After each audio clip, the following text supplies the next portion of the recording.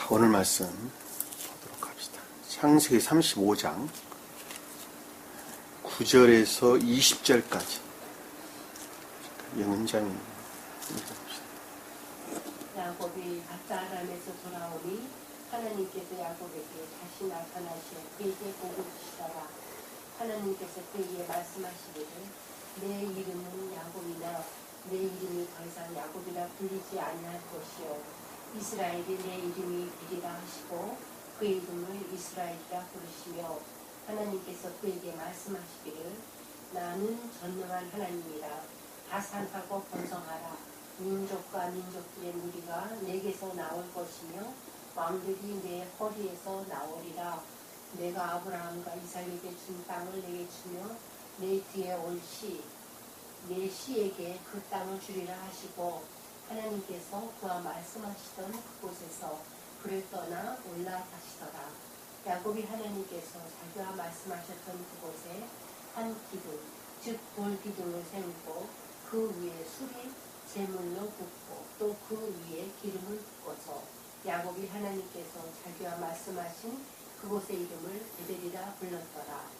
그들이 베델에서 이동하여 길을 가다가 에브라스에 조금 못 미쳐서 라헬이 산고로 진통을 당하는데 산고가 심하였으니 그녀가 산고를 겪고 있을 때 산파가 그에게 말하기를 두려워 말라 내가 아들을 낳으리라 하더라.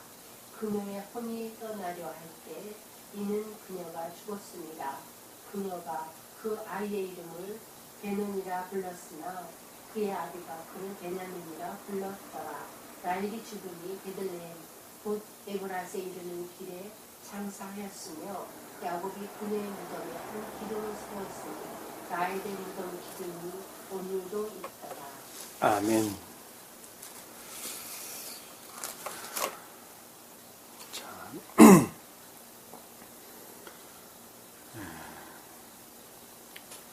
야곱의 여정에 대해서 계속적으로 공부를 하고 있죠.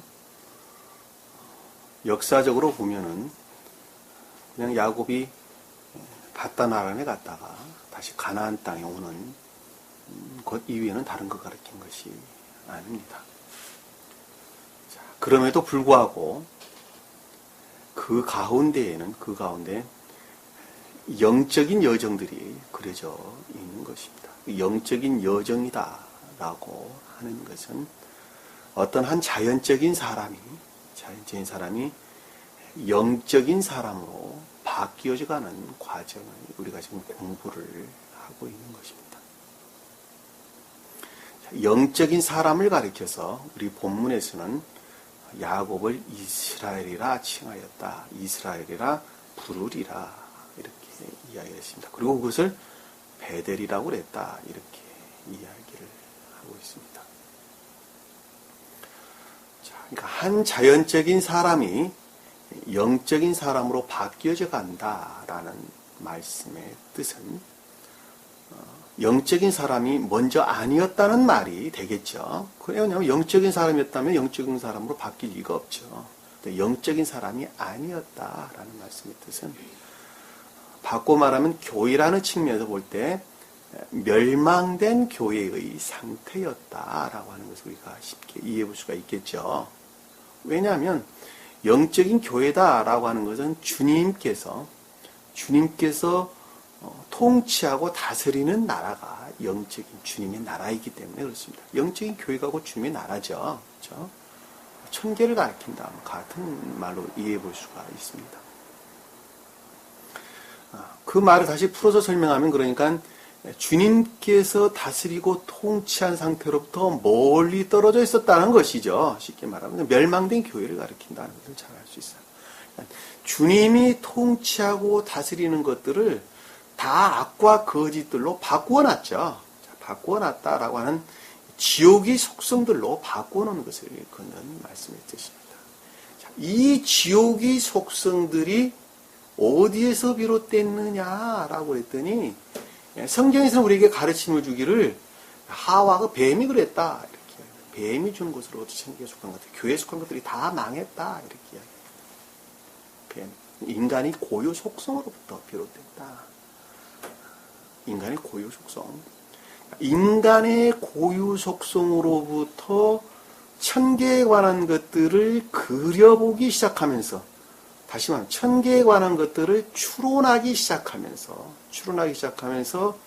교회가 멸망을 하게 됐다라고 하는 것입니다. 그렇죠? 그러니까 인간의 고유 속성으로부터 천계에 관하여 추론했다라는 말씀의 뜻은 철저하게 오관에 속한 것으로부터 천계에 관한 것들을 그리기 시작했다라고 하는 것입니다. 오관에 속한 것으로부터 천계가 뭔가, 교회가 뭔가라고 하는 것들에 대해서 생각하기 시작하는 것, 추론하기 시작하는 것으로부터 천계에 관한 것들이 멸망하기 시작했다라고 하는 것입니다. 복음서에서는 뭐라고 그랬어요? 사람이 육으로나 사람이 정으로나 육으로나 혈육으로 낳지 않는다. 복음서에 기록된 말씀이죠. 그 말씀이 인간 고유 속성으로는 말미암지 않는다는 것입니다. 베드로가 그것을 알게 하는 것은 사람이 육으로나 혈적으로나 육적으로 나지 않는다 이렇게 설명하고 있는데 그 말씀의 뜻이 다른 거 가리키는 것이 아니에요. 인간 고유 속성으로부터는 천계에 관한 것들이 나올 수가 없다 하는 것을 우리에게 가르침을 주시는 것입니다. 왜냐하면 인간 고유 속성, 소위 말하면 인간 고유 속성은 어디까지나 그 본질을 자해를 본질로 삼고 있단 말입니다. 그리고 자해를 본질로 삼고 있는 그것은 철저하게 인간 고유 속성에 속해 있는 오관에 의존하고 있다는 것도 우리가 쉽게 볼 수가 있습니다. 그러니까는 눈에 보이는 것으로부터 천계를 그리려고 그러고 그리고 귀로 듣는 것으로부터 천계를 그리려고 그러고 그리고 맛을 보는 것으로부터 천계를 그리려고 그러고 손으로 만져보는 것으로부터 천계를 그리려고 하는 것입니다. 그 중에 특히 눈으로 보고 귀로 듣는 것으로부터 천계에 관한 것들을 그리려고 그런단 말입니다. 오관에 일치한 것들이에요. 다. 그런데 오관에 일치하는 것들은 다 자연계에 존재하는 것들이죠. 자연계에 존재하는 거죠. 다시 말씀드리면 시간과 공간 안에 존재하는 것들입니다. 시간과 공간 안에 존재하는 것들이 다 오관에 일치하는 것들입니다. 시간과 공간 안에 존재하는 것들은 때가 되면 다 소멸될 것들이죠. 그렇죠? 시간과 공간 안에 존재하는 것들은 다 때가 되면 소멸됩니다. 그러나 교회라고 천계, 주님께서 말씀하시는 천계에 관한 것들은 또 주님께서 다스리고 통치하시는 이 땅의 천계를 가리키는 교회라고 하는 것은 오관에 일치한 것들이 아니라 그 너머의 상태로 존재한단 말입니다. 상태로 존재하는 거예요. 천계도 상태로 존재한단 말입니다. 그러니까 천계에 대해서 알려면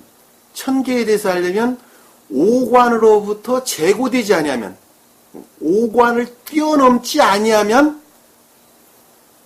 천국에 가는 것들을 알 수가 없다 하는 것도 우리가 명확하게 이해해 볼 수가 있습니다. 자, 오관에 일치해서 교회를 보다 보니까, 교회를 이해하다 보니까 어떤 경우가 생기죠? 지금 가장 대표적인 것들이 십자가에 걸려있는 교회를 전부 다 주님의 나라 교회라고 그러고 있죠? 그렇죠? 왜냐하면 오관에 일치한 것들입니다. 눈에 보여야지 그것이 알아요. 손으로 만져봐야 돼요. 그게 지금 십자가 걸려있는 우리 보편적으로 자리 잡고 있는 지금 소위 기독교라고 말하는 이 교회를 일컫는 말씀의 뜻입니다. 성당도 마찬가지죠. 천주교도 마찬가지입니다. 모든 기타 이방 종교들도 다 마찬가지입니다. 우리가 성경 안에서 또 오관에 일치해서만 성경을 보기 때문에 나타나는 오류들이 또 뭐 있어요?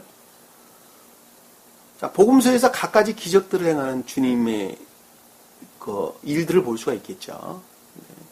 자, 오관에 일치하니까는 일치해서 그것들을 보다 보니까 눈먼 자를 치료했더라. 그러니까 실제적으로 눈먼 자가 치료됐던 것으로 그들은 생각한단 말입니다. 그리고 귀 먹은 자가 귀가 뚫렸더라. 말 못한 자가 혀가 풀렸더라. 안진뱅이가 일어났더라. 문둥병자가 나았더라. 막 갖가지 것들 전부 다 오관에 일치해서 그것들을 본단 말입니다. 그런데 그것들 너머의 그 어떤 것들을 보는 것은 상태로 존재한다는 것을 우리는 쉽게 이해해 볼 수가 있습니다. 또 가장 대표적인 잘못된 교리를 낳게 됐던 것이 뭡니까? 예수 그리스도께서 십자가에 못 박혀 죽으셨습니다 라고 하는 것을 우리가 쉽게 볼 수 있겠죠. 역사적인 사실이죠. 그리고 부활하셨습니다 라고 하는 것도 역사적인 사실입니다. 잠깐 전에 설명드렸던 갖가지 질병을 치료하는 것도 역사적인 사실입니다. 있었던 사실이에요, 사실 다. 있었던 사실. 근데 그것들은 지극히 어디에 일치한 거예요? 오관에 일치하단 말이에요. 그러니까 오관에 일치해서 그 너머의 것들을 보지 못하고, 그와 같은 상태에서 성경을 보려고 그러니까 하나님이 전능하신 분이세요. 어떤 전능하신 분이시냐? 병든 육체를 치료할 수 있는 전능하신 분으로 둔갑된단 말입니다.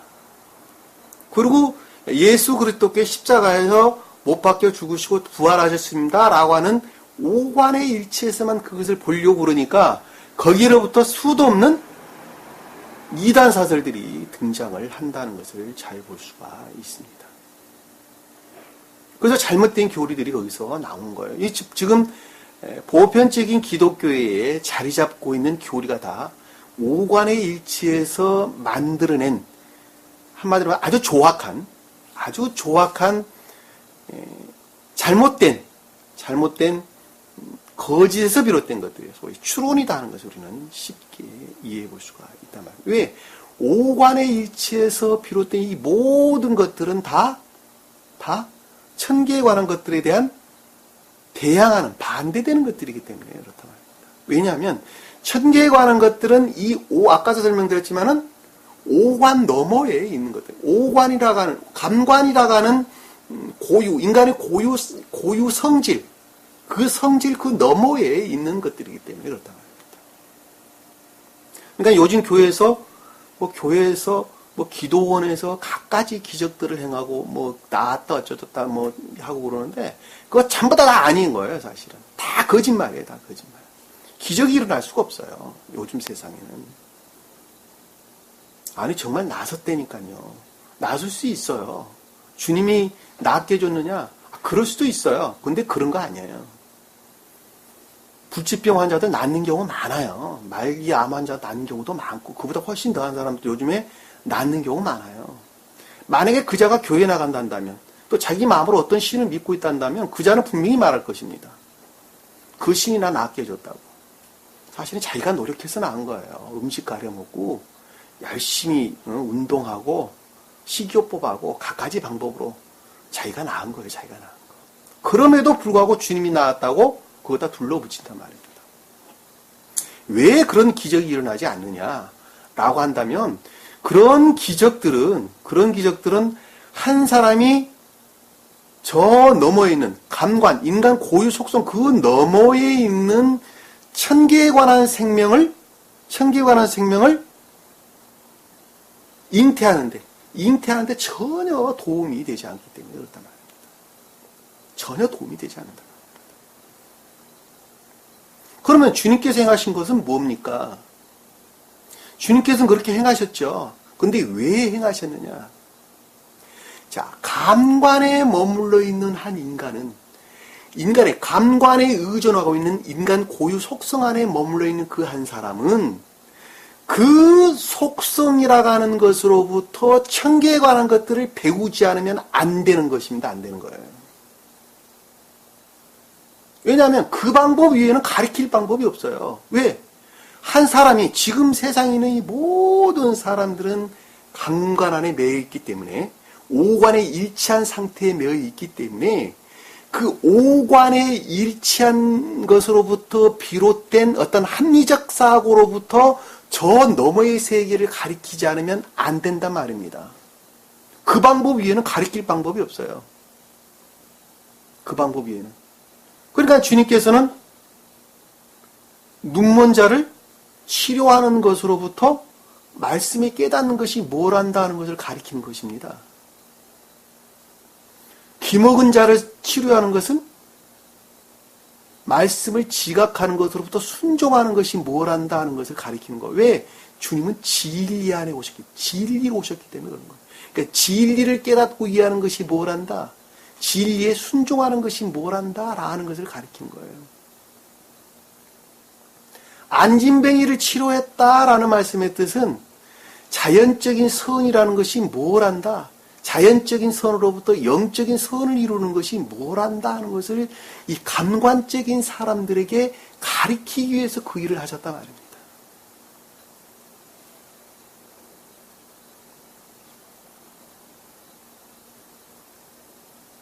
문둥병자가 치료받았습니다. 진리들이 이화되고 모독된 것이 뭘 한다? 그것으로부터 온전한 진리 안에 들어오는 것이 뭘 한다 하는 것을 가리키는 거예요. 그거 이상 그 이하 다른 것 설명하는 것이 아니란 말입니다. 예수 그리스도가 십자가에 못 박혀 죽으셔서 부활하셨습니다. 한 사람이 중생하는 것이 뭘 한다? 그거 가리킨다 말입니다. 그거 가리키는 거예요.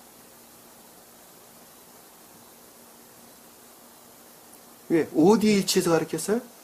오관으로 느낄 수 있는 것으로부터 저 너머의 세계를 가리키는 것입니다. 그러니까 여기서 우리가 쉽게 결론을 내릴 수 있는 것은 반드시 사람은 반드시 오관의 일치에 사는 사람은 뭐가 있어야 돼요? 반드시 진리라고 하는 가르침이 있어야 된다는 거예요. 진리라는 가르침. 왜? 진리의 가르침은 오관에 와 닿도록 겉으로부터 그 모습을 드러내는 것이기 때문에 그렇습니다. 그러니까 오관의 일치에서 느끼는 것으로부터, 특히 눈으로 보고 귀로 듣는 것으로부터 진리가 무엇이라는 것을 지식적으로 배우는 거예요. 오관의 일치에서 배우는 것입니다. 그것은.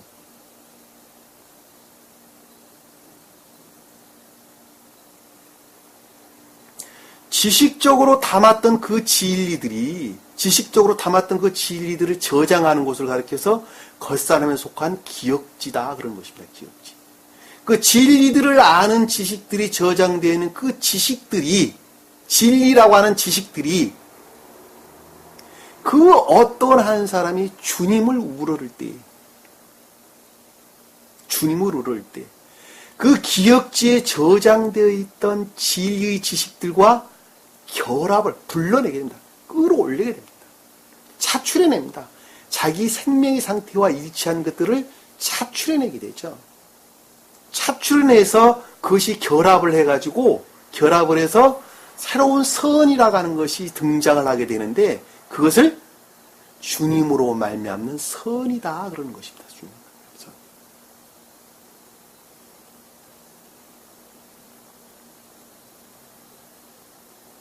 그 주님으로 말미암는 선은, 그 선이라고 하는 그 선은 우리 겉사람 안에 새로 둥지를 트는 거예요. 겉사람 안에. 겉사람이라는 영역 안에서 새로운 둥지를 트는 것입니다. 처음으로 모습을 드러냈던 그 선은 주님으로 말미암았으나 그럼에도 불구하고 인간 고유 속성에 속한 속성들, 성질들이 다 믹서되어 있어요. 서로 짬뽕되어 있단 말입니다. 그 짬뽕되어 있는 그것들이 보다 더 주님으로 말미암는 선에 속한 것들이 제고되어진 것으로부터, 다시 거꾸로 말하면 인간 고유 속성에 속한 것들로부터 비롯된 것들이 멀리 물러나면 물러나지는 것만큼 주님에 속한 것들이 우리 마음 안에 자리를 잡게 된단 말입니다. 어디? 겉사람 안에 자리를 잡게 되는 거예요. 그것을 새로운 마음이다 그런 것입니다. 새로운 마음.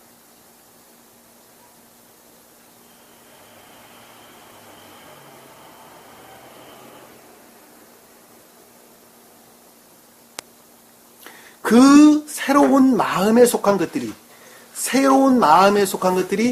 인간 고유 속성에 속한 것들을 다스리고 통치한 상태에 이르렀을 때, 다른 말로 속사람이라고 그러죠. 새로운 마음을 속사람 그러는 것입니다.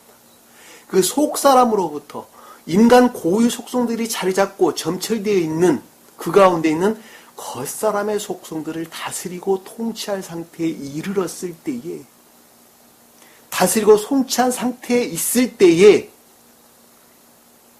그 사람을 가리켜서 중생했다 그럽니다. 중생했다. 자, 인간 고유 속성으로부터 멀리 떨어졌죠.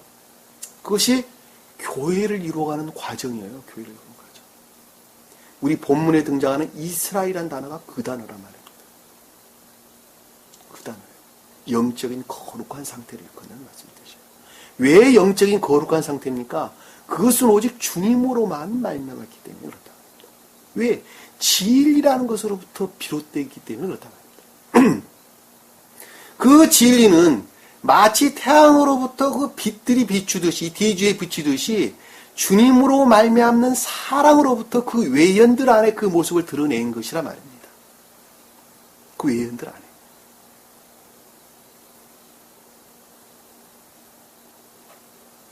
그러니까 진리를 행한다라고 말할 때 그것은 곧 진리를 가리키는 것이 아니라 선을 가리킨다는 것을 잘 알 수 있어요. 왜냐하면 선과 진리는 분리될 수가 없기 때문에 그렇다 말입니다. 선은 그 진리로부터 그 외연을 취하고 진리는 그 본질로 선으로부터 생명을 갖는다 말입니다.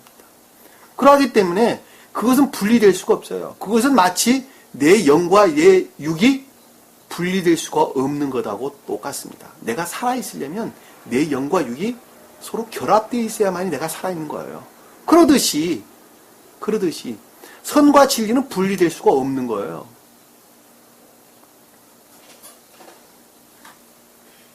그런데 많은 사람들이 자기는 진리 안에 있다고 이야기를 합니다. 그들은 진리 안에 있는 것이 아니라 어디에 있어요? 진리의 지식 안에 있는 것이죠. 지식 안에. 진리를 아는 지식 안에 있는 것이죠. 진리 안에 있다라고 하는 말씀의 뜻은 진리라고 하는 선 안에 있다는 말씀의 뜻입니다. 왜? 진리가 곧 선이기 때문에 그러는 거예요.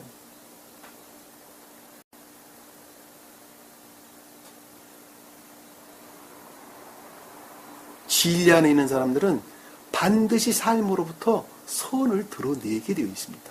얼마만큼? 선 안에 있는 것만큼 진리를 드러내게 되어 있어요. 지금 그런 사람들 극히 드물어요. 거의 없어요. 거의 없어요. 그냥 지식으로 담고 끝냅니다. 그리고 그것으로 자기 잘난 체 하려고 그럽니다. 결코 교회를 이루죠. 그 자가 어떻게 교회가 될 수 있단 말입니까? 자기 마음의 상태는 인간 고유 속성이다. 감관적인 상태로 그대로 머물러 있는데 어떻게 그 자가 주님 나라를 이룰 수 있단 말입니까? 어떻게 교회를 이룰 수가 있단 말입니까? 결코 교회를 이룰 수가 없습니다. 왜? 교회는 선으로만부터 교회이기 때문에 그러는 거예요. 선으로만부터. 근데 그 선은 진리로만 말미암는 거예요. 그러니까 영적인 교회는 진리 안에 머물러 있다 그러는 거예요. 그래서. 근데 진리 안에 있냐? 그게 아니에요.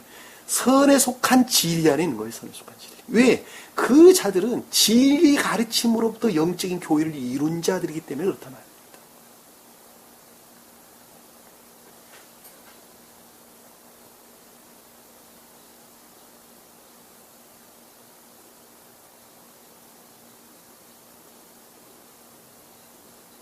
초기의 인간 고유 속성 안에 머물러 있는 그 어떤 한 사람이 주님을 우러러는 애정 가운데 있을 때에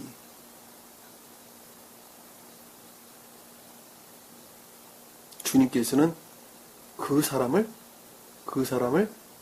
그 열망으로부터 어디까지 이르도록 이스라엘이라고 하는 영적인 교회까지 인도한단 말입니다. 인도한다. 어디에서 이루어지느냐? 이 땅 가운데 사는 데서 이루어지는 거예요. 삶 가운데 이루어지는 삶 가운데 이루어지는 거예요. 그리고 궁극적으로 그 사람은 이 감관에 속한 인간 고유의 속성에 속한 사실 자아예요. 유전학에서 비롯된 자아입니다.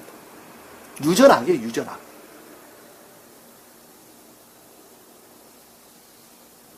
이 모든 것들을 주님을 우러를 도구로 사용하는 것입니다. 이 주님을 우러를 도구로 사용하는 것이 보다 더 순수해지면 순수해질수록 지금 우리 본문에서 공부하고 있는 내용이 그 뜻이에요. 보다 더 내적으로 영적인 교회라는 측면에서 보다 더 내적으로 어떻게 된다고요? 제고되어진다. 보다 더 고향되어진다. 제고되어진다. 그 말씀이 가리키는 말씀이 뜻입니다. 우리가 전 시간에 배웠던 내용 중에 무슨 내용이 있었어요? 리브가의 유모 드보라가 죽으니. 배웠어요, 안 배웠어요? 자, 8절에 보니까 리브가 유모 드보라가 죽으니 그녀를 베델 아래 상수리나무 밑에 장사했다. 이 드보라가 다른 거 가리키는 것이 아니라 인간 고유 속성, 유전학에 속한 인간 고유 속성을 가리키는 것입니다. 이 유전학에 속한 인간 고유 속성이 소멸됐다는 말씀의 뜻이죠. 제거됐다는 말씀의 뜻이죠. 영적으로 보면은 그 대신 주님께 속한 교회에 속한 것들이 보다 더 내적으로 충만해졌다는 것이죠.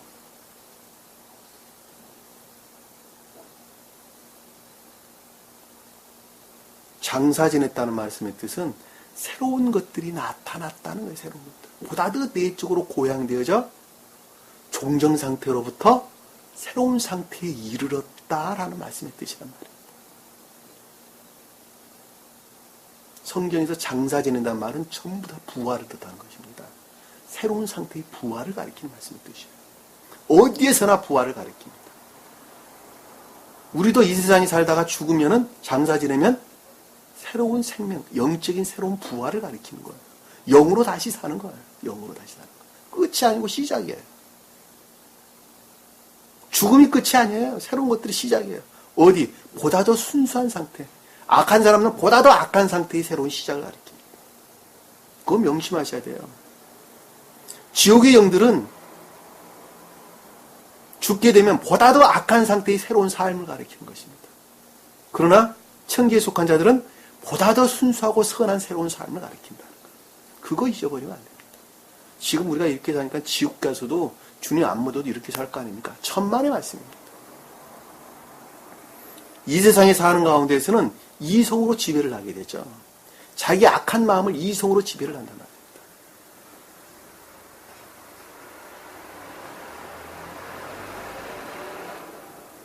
이성으로 지배한다라는 말씀의 뜻은 내 악한 마음은 사실 이래 하고 싶은데 내가 그렇게 하는 것으로부터 벌을 받을까봐, 재산을 잃을까봐, 다른 사람한테 욕을 먹을까봐 그러지 못하고 있는 거예요. 다른 거 가르치는 거 아니에요. 내 악한 마음은 이렇게 하고 싶어. 그러니까 영이 죽게, 육이 죽게 되어 저 세상에 가게 되면 이에 속한 것들은 완전히 다 소멸되게 되죠. 자, 이에 속한 것들이 소멸된다라는 말씀의 뜻은 의지 안에 구속된다라는 말씀의 뜻이에요. 의지 안에 구속되는 거예요. 다시 말씀드리면 마음과 생각이 따로 놀지를 않는단 말입니다. 하나로 결합된다는 거예요. 이 세상에 사는 동안에는 내 마음이 악하나 생각으로부터 선한 말을 한다니까요. 근데 저 너머에 가면, 이 감관으로부터 벗어난 저 너머에 가면 그렇게 할 수가 없어요. 마음에 속한 것을 생각으로 말할 수밖에 없게 돼요. 그것이 왜? 저 너머의 질서가 그러기 때문에 그러는 거예요. 저 너머의 질서가. 그러니까 악한 사람은 악한 것만큼 그 모습을 드러내는 거예요. 이 세상에 사는 것보다 훨씬 더 악랄한 모습을 드러내겠죠. 왜? 이 세상은 감추기라도 하는데 저희들은 감출 수가 없으니까. 그러나 교회에 속한 자들은 완전히 다른 모습으로 드러내게 되죠. 이 세상에 사는 동안에 감관적인 것들이 늘 괴롭혀요. 내가 먹을 것이 없으면 내일 아침 뭘 먹을까? 걱정 안 할 수가 없죠. 날씨가 추운데 내가 무슨 옷을 입을까? 걱정 안 할 수가 없죠. 오관에 속한 것들은 또 늘 공격을 받습니다. 감관에 속한 늘 공격을 받습니다. 그러나 내가 죽게 되면 육에 속한 것들을 다 벗어버리고 내 본래의 마음, 중생한 상태, 주님 사랑으로 충만한 상태로부터 모든 생각들이 비롯되겠죠. 훨씬 더 선한 사람으로 바뀝니다. 훨씬 더 순수하고 소박한 사람으로 바뀝니다.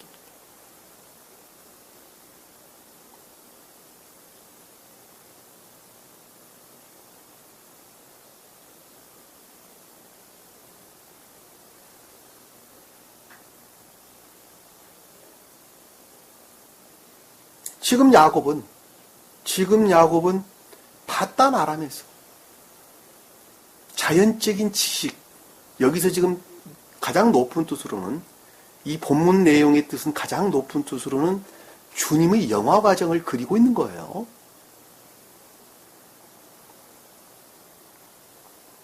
(2000년) 전에 오셨던 예수 그리스도 그분께서 어떻게 해서 영화되셨는가 하는 것을 그리고 있단 말입니다. 지금 가장 깊은 뜻으로는 그 뜻을 담고 있는 거예요.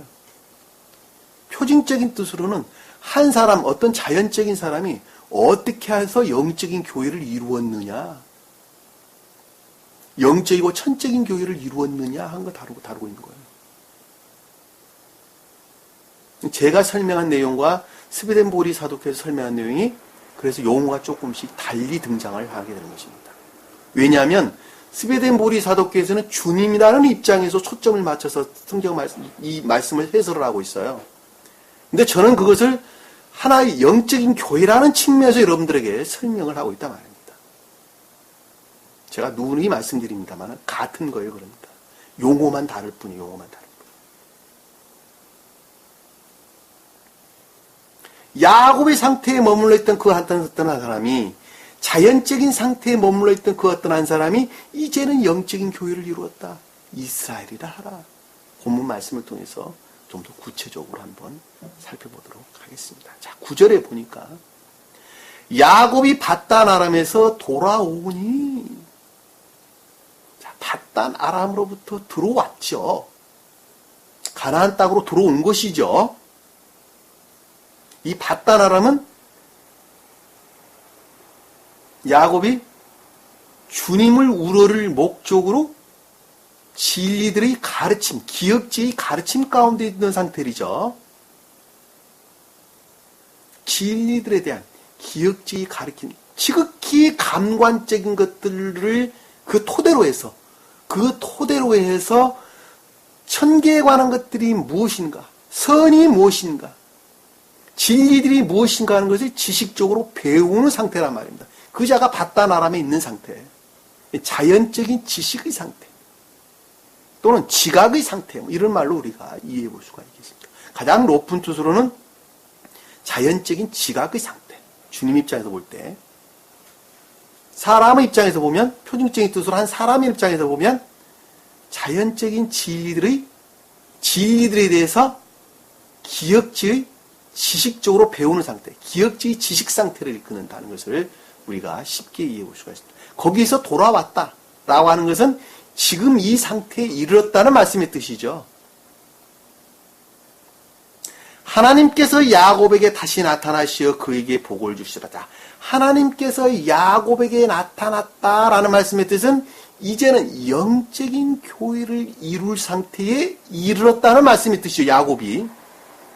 왜냐하면 우리 앞 문장에서 드보라가 죽었다라고 말씀을 하기 때문에 그렇습니다. 드보라가 죽었다. 인간 고유 속성의 속것들이 대신 소멸되고, 그 대신 앞에서는 상수리 나무로 표징되는 신령한 자연적인 영적인 것들이 등장을 했단 말입니다. 이 상수리 나무가 그 뜻을 가리키는 거예요. 자연적인 영적인 것, 주님으로 말미암는 자연적인 영적인 것들을 가리켜서 상수리 나무 그러는 것입니다. 선이나 진리 다른 거 가리키는 거 아니에요.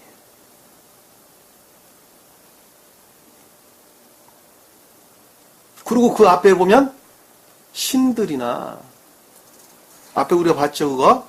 신들. 그리고 뭐라 그랬어요? 귀의 밑에 거는 귀걸이 모든 것들을 야곱에게 주었더니 상술이 나온 밑에 묻었더라. 거짓들을 소멸, 악과 거짓들이 소멸되는데 그것이 곧 드보라가 죽는 것으로 설명돼서 나오는 것입니다. 다른 거 가리키는 거 아닙니다. 야곱이 그 상태예요. 야곱이 그 상태. 다시 나타났다라고 하는 것은 계속적인 선의 재고 상태를 일컫는다는 것을 잘 볼 수 있어요. 반복적으로, 계속적으로 나타나셨다라는 것은 말씀에 대한 이해와 깨달음을 뜻한다는 것을 잘 볼 수가 있습니다. 여기서 하나님이라고 하는 단어는 신령선에서 비롯된 신령 진리를 가리키는 것이 아니라 신령선에서 비롯된 신령 진리들이 야곱이라고 하는 상태의 선들을 만들어낸 야곱 안에 있는 진리예요. 무슨 말씀 이해가 되시죠? 그 말씀 무슨 이해가 되시죠?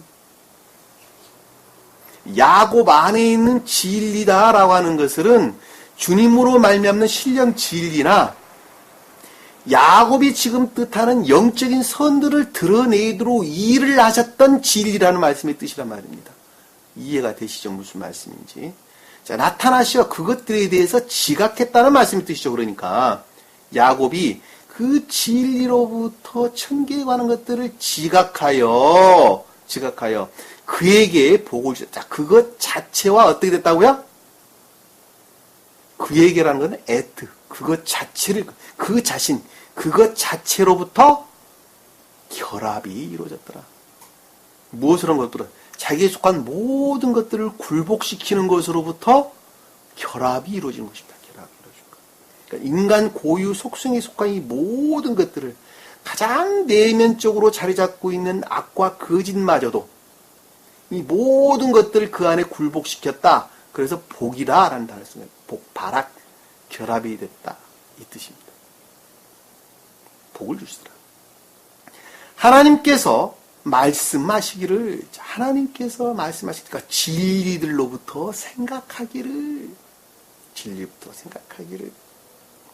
내 이름이 야곱이나 내 이름이 야곱이었다는 말씀의 뜻은 처음은 야곱으로부터 진리들로부터 시작했다는 말씀의 뜻이죠. 자연적인 진리들로부터 시작했다는 말씀의 뜻입니다. 자연적인 진리들로부터. 자, 인간 고유 속성에 속한 것들이 진리들을 담는 그릇으로 제일 처음에 일을 했죠. 그랬어, 안 그랬어요? 그러니까 아까 리브가를 낳은 리브가 유모 드보라가 죽었다는 말이 그 뜻이잖아요. 왜? 리브가가 누구였어요? 리브가가 이삭의 부인이 리브가였잖아. 신령한 진리들이 낳을 수 있도록, 그것들이 태어날 수 있도록 유모는 젖을 주다, 젖을 빨다 이런 뜻이잖아요. 그러니까 리브가를 키운 드보라라니까요. 감관적인 것들이 그릇들이 돼서 그것들이 받아들이는 진리들, 신령한 진리들을 담는 그런 역할을 해서 이제는 어디까지 이뤘다고요?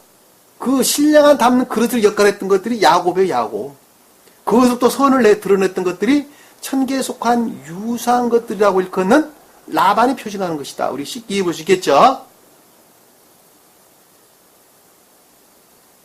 야곱이었으나 이제는 내 이름을 더 이상 야곱이라 불리지 아니할 것이요. 이제는 인간 고유 속성 안에 있는 주님으로 말미암는 상태에 있는 것이 아니다. 이스라엘이라 하라. 인간 고유 속성에 속한 것들이 완전히 소멸된 영적인 교회라 하라. 영적인 거룩한 것이라 하라. 영적인 교회라고 말하든 영적인 거룩한 것들이라고 말하든 내나 한 가지입니다. 왜냐하면 영적인 거룩한 것들이 곧 주님으로 말미암는 영적인 교회를 가리키기 때문에 그렇습니다.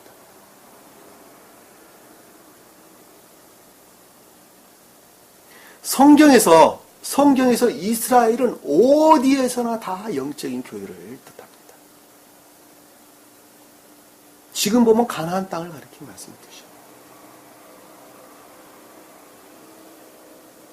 왜 이스라엘이 영적인 교회를 뜻합니까? 그 땅에는 옛날에 태국교회가 아주 고대의 태국교회들이 그 자리에 있었기 때문에 그렇습니다.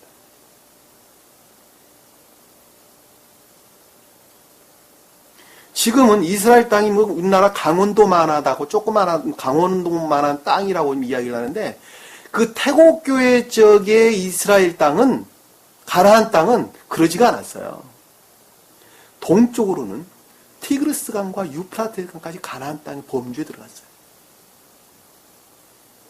그리고 남쪽으로는 이집트, 심지어는 에티오피아, 그리고 어디까지요? 아라비아 사막. 아라비아까지 다 포함됐어요. 아라비아까지. 고대에는 다 그랬단 말입니다. 그것을 무엇으로 증명해 볼 수 있습니까? 창세기 보면 나오잖아요. 창세기. 에덴에서 흘러 동산에 이르고 에덴에서 동산을 적시고 그 동산에서 네 줄기가 나왔는데 비손강과 기혼강 헷대겔과 유브라스강까지 이르렀더라.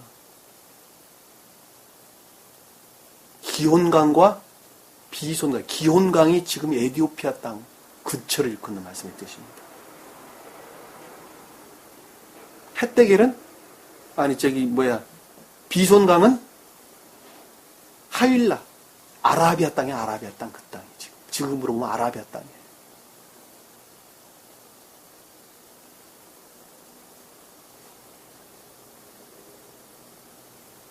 유프라테스가 티그리스 강은 갈대아 우르 지방을 가리키는 지금으로 보면 이라크 땅이죠. 이라크 땅.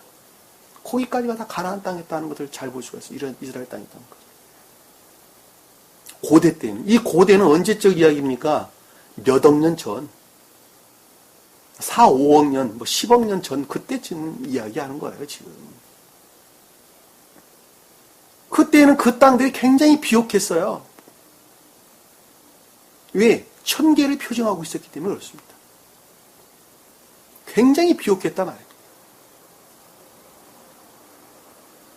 수억 년 동안 많은 동식물들이 살았단 말입니다. 그 가운데 인간들이 살았는데 그 인간들을 천적인 사람이다. 여기서 성경에서 우리가 본문에서는 아담이다 이렇게 이야기하는 것입니다. 아담. 천적인 사람, 천적인 교회를 이룬 사람이다. 천적인 사람이다. 천적인 교회를 이룬 사람이다. 같은 거예요. 그 사람들은 그때 당시에 가나안 땅은 천계를 다 표징하고 있었다 하는 것도 우리가 쉽게 이해해 볼 수 있다. 천계를 표징하고 있었기 때문에 성경에 등장하는 이름들은 그 가나안 땅으로부터 다 끄집어온 것들이라는 것을 우리는 쉽게 이해해 볼 수 있어요. 왜? 그 말들이 다 천계로부터 비롯되었기 때문입니다. 왜냐하면 그때 당시에 태고적에 살았던 그 사람들은 아주 고대, 아주 옛날 고대에 살았던 사람들은 천계의 천사들과 서로 대화를 하고 살았단 말입니다. 그들은 이 유성언어가 없었어요. 무성언어였어요. 무성언어. 말로 하지 않았어요. 마음으로 지각했어요. 마음으로 지각. 요즘 말하는 것이 굉장히 잘하는 것으로 생각하는데 그거 아니에요. 옛날에는 말하지 않았어요. 마음으로 또 상대방 마음을 지각했어요. 그 자가 무슨 말 하는 것을 쉽게 그냥 알아들었단 말입니다. 지금보다 훨씬 발전된 겁니다. 사실은. 무엇으로 증명할 수 있습니까? 증명해 볼까요? A라는 사람이 B라는 사람이 어떤 마음을 품고 있는가 하는 것은 마음으로부터는 금방 알 수 있죠. 그러나 그것을 말로 표현하려면 한 권을 책을 써도 못해요, 다. 하루 종일 말해도 그 사람 심령에 관해서, 그 사람 생명에 관해서 말할 수 없어요. 훨씬 차원이 높죠.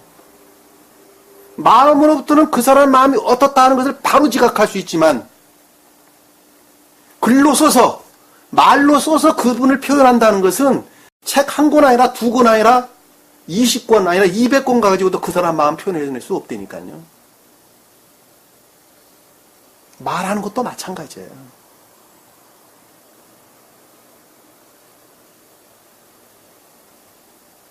태국교회 사람들은 그랬어요. 마음으로도 상대방을 바로바로 지각했다. 요즘은 완전히 거꾸로 바뀌어져 있죠. 그래서 그 넓은 연역을 차지했던 가나안 땅에 태국교회에 속한 사람들이 살았단 말입니다. 살았던 그 사람들은 전부 다 무엇을 담고 있었느냐? 천개의 모형들을 그대로 본떴어요. 천개의 모형들이 그대로 이 땅 가운데 재현됐었단 말입니다. 지금도 그 흔적들을 쉽게 찾아볼 수 있어요. 이집트 상형 문자가 그렇죠. 다 천계에 관한 것들을 표정하고 있는 것입니다. 수메르 지방에서 발견되었던 점토 문자가 그렇죠. 쐐기 문자라고 그러는데 쐐기 문자, 점토 문자입니다. 지구상 인류의 최초의 언어라고 그러잖아요. 수메르 지방의 언어를 갖다가 그 수메르 지방의 신들의 고향이라는 책을 한번 보세요. 얼마나 많은 신들이 있었는가.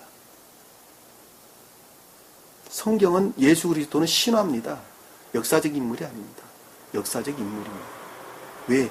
그 신화마저도 태국교로부터 비롯됐기 때문에 그렇단 말입니다. 신화가 그냥 뚝딱 생기는 게 아니에요. 그것이 어디로부터 비롯되는지조차도 몰라요. 그렇기 때문에 그것이 뭐로 바뀌었어요? 신화라는 말로 둔갑한 거예요. 고대 신화에서 비롯된 것입니다. 창세기 요한복음 기록된 것은 복음서 기록은 고대 신화로부터 비롯된 것입니다. 그 말이 설령 맞다 해도 그 신화 또한 주님으로 말미암았다니까요. 왜? 태국교로부터 그 유래가 비롯됐기 때문에 그렇단 말입니다. 그런 교회에 속한 지식들을 잘 알고 있는 사람들을 복음서에서는 뭐라 그랬어요? 동방박사다 이렇게 해요. 동방박사. 그 동방이란 나라가 어느 땅이에요? 티그리스 강과 유프라테스 강 사이 그 나라에 사는 사람들을 가리켜 동방박사 그러는 것입니다. 성경에 관한 내면적인 지식들을 갖고 있는 사람들을 가리켜서 동방박사 세 사람, 복음서에 나오는 사람들입니다.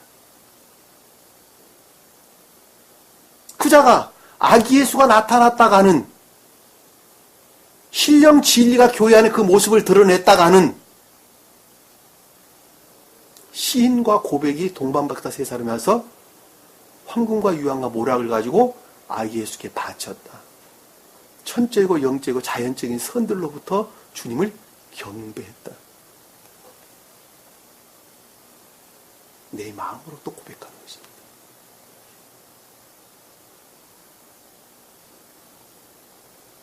내일 모레가 크리스마스인데 그거 가르치는 거 아니에요.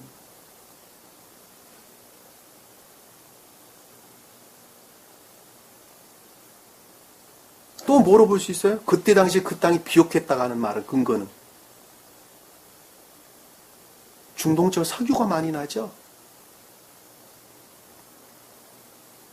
잘 아는 사실이잖아요. 이라크 뭐 그쪽 동네에다 기름이 많이 나서 잘 사는 나라들 아닙니까? 석유는 다 뭐로 만들어졌죠? 옛날 고대 때 수생식물들이나 육생식물들, 동식물들이죠. 사실은 동식물들. 그 동식물들이 죽어서 퇴적된 것들. 퇴적되어서 지금 기름으로 모습으로 그 모습을 드러내는 것입니다. 쥐어 짜져가지고 지각 변동해서 진 눌려가지고 우리가 마치 기름 짜듯이 그게 석유잖아요. 석유.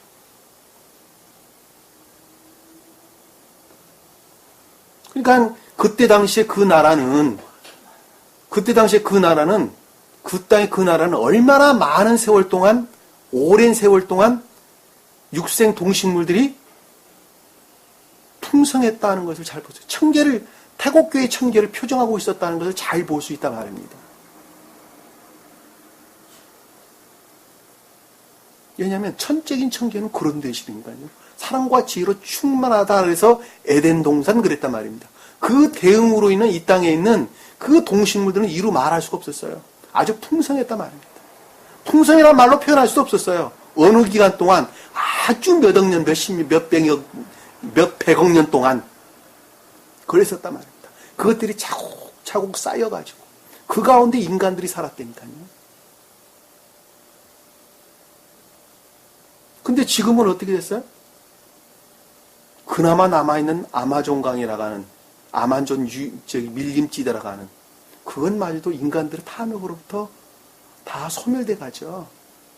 아마 100년도 안 갈 것입니다.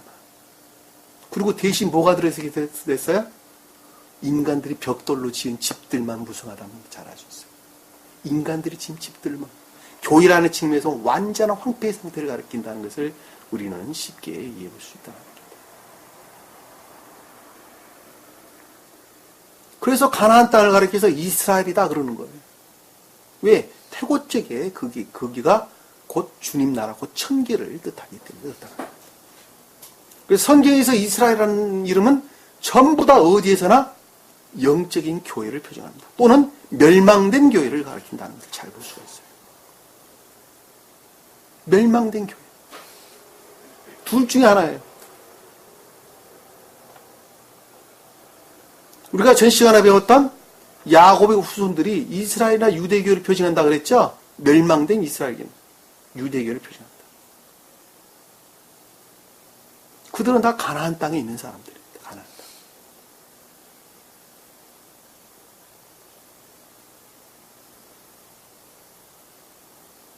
이스라엘이 내 이름이 되리라. 영적인 거룩한 상태가 되리라. 그 가운데 주님께서 현존한단다. 되리라라는 말씀의 뜻이 그 뜻입니다. 그 가운데 주님께서 현존한단다. 있단다. 계신단다. 주님께서. 하시고 그 이름을 이스라엘이라 부르시며 그것들의 결과를 지금 설명하고 있는 것이죠. 자, 11절 보니까 하나님께서 그에게 말씀하시기를 자, 그와 같은 상태에 대해서 지각하시기를 생각하기를 자, 야곱이라고 하는 사람이 진리로부터 그와 같은 상태에 대해서 생각하기를 하나님으로 말미암았다는 말씀이 아니라 야곱이라는 상태, 지금 막 이스라엘이라고 하는 영적인 거룩한 교회를 이룬 그 자가 그 한 사람이 진리들로부터 생각하기를 나는 전능한 하나님이라 엘샤다이다. 엘샤다. 전능한 어떻게 지금 이스라엘 땅까지 인도했던 무엇으로부터? 온갖 시험으로부터.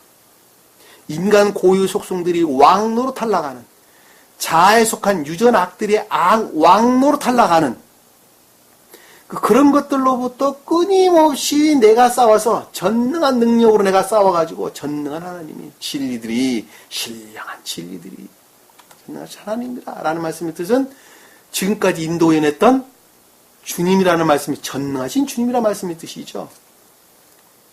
그 말은 야곱 입장에서 보면 어떤 거예요? 그 전능자로부터는 위로죠. 위로. 평안. 위로. 이런 말로 우리가 이해할 수가 있습니다. 왜? 온갖 시험을 다 겪고 지금까지 이 땅까지 인도해내신 전능하신 하나님. 이 하나님은 엘이라는 단어를 써요. 엘로힘이라는 단어를 쓰지 않았어요. 엘샤다이다. 다산하고 번성하라. 다산이라는 것은 뭐예요? 선이라는 측면에서 증대되는 것을 가리키는 말씀드립니다. 번성한다는 것은 진리라는 측면에서 증가되는 것을 일컫는 말씀입니다. 그러니까 선과 진리들이 풍성해져라 라는 말씀의 뜻이죠. 바꿔 말하면 민족과 민족들의 무리가 내 곁에서 내게서 나올 것이며 자, 민족과 민족의 무리다. 이거 민족은 선을 뜻합니다. 선을. 성경에서 백성과 민족이 구분된다고 제가 여러 번 설명을 드렸는데 자, 민족은 선에 대한 설명입니다. 백성은 진리에 대한 설명입니다. 민족은 고이란 단어를 쓰고 백성은 암이란 단어를 씁니다. 오늘 보면 그러니까 민족과 민족의 무리가 나온다라는 것은 선의 형체들이 나온다는 것이죠. 선과 그 선에서 파생된 선의 형체들이 나온다. 형체들이 나온다. 내게서 나올 것이며 라는 말씀 뜻은 함께 존재한다. 주님께서 그 가운데 함께 존재할 것이며 라는 뜻입니다. 여기서 나온다는 말이 파생되어 나온다는 말이 아니라 그 가운데 있다, 존재하다 이런 뜻입니다. 어디에? 함께 내게서 라는 말씀은 일부분, 부분, 그와 같은 부분들 안에, 선 안에 주님께서 현존한다 라는 뜻입니다. 그러니까는 다산하고 번성하라. 선과 진리들이 풍성해지는데 그 영적인 거룩한 상태, 선 안에 주님께서 현존한단다 라는 뜻입니다. 가운데 주님께서 함께 할 것이며 선의 형체들 안에 주님께서 함께 할 것이며 왕들이 내 허리에서 나오리라. 선과 진리들이 하나로 결합된 데서부터는 혼인애로부터 진리, 선에 속한 진리들이 나올 것이다. 이 왕들은 멜레크, 진리들을 일컫는 말씀의 뜻입니다. 허리는 선과 진리의 결합을 가리키는 말씀의 뜻이에요. 선과 진리의 결합. 이 선과 진리의 결합이다라고 하는 것은 진리는 주님으로 말미암는 것이고 선은 내 안에 있는 선이에요. 그것들이 서로 결합하는 거예요. 그 결합된 것으로부터 파생져져 나오는 것이 여기서 왕들 그러는 것입니다. 왕들. 그러니까 그 진리는 그냥 단순한 진리를 가리키는 것이 아니라 진리가 진리려면 반드시 선을 본질로 삼고 있다 그랬죠. 그러니까 선에 속한 진리들이 나오는 거예요. 다시 말하면 진리라고 말하나 그 선이 나온다는 말씀의 뜻입니다. 허리에서 나오리라. 진행하리라. 발행하리라. 나오리라.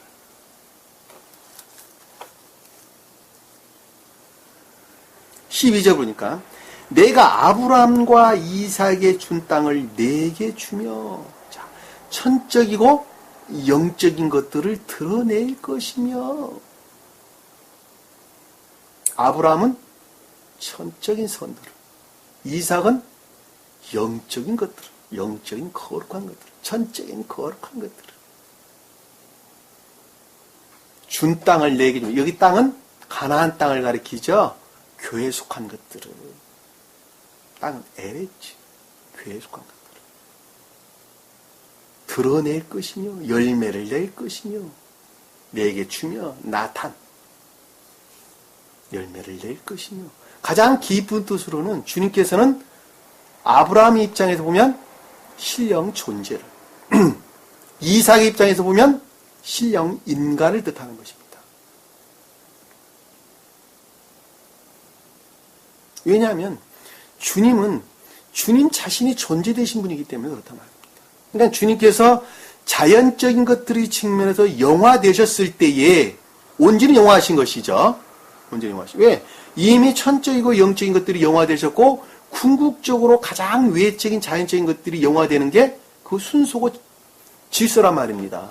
그렇기 때문에 자연적인 것들의 측면에서 영화되셨다라는 말씀의 뜻은 온전히 존재되신 분과 합일됐다는 말씀의 뜻이죠. 주님 입장에서 보면. 근데 이삭은 뭡니까? 존재되신 분을 본질로 담고 있는 생명으로 담고 있는 그 외연을 가리키는 신령 인간을 일컫는 말씀의 뜻이란 말입니다. 이 신령 인간이 천계를 이루고 있는 분이에요. 무슨 말인지 이해가 되시죠? 신령 인간이 존재되신 분이 천계를 이루는 것이 아니라 존재되신 분의 외연이 천계를 이루는 거예요. 무슨 말인지 이해가 되시죠? 그 말씀을 복음서에서는 뭐라고 말씀하셨어요? 너희가 나를 봤으면 아버지 봤다 이렇게 이야기하는 거예요. 너희가 나를 봤냐? 그럼 아버지를 보셨는가? 이렇게 이야기하십니다. 왜?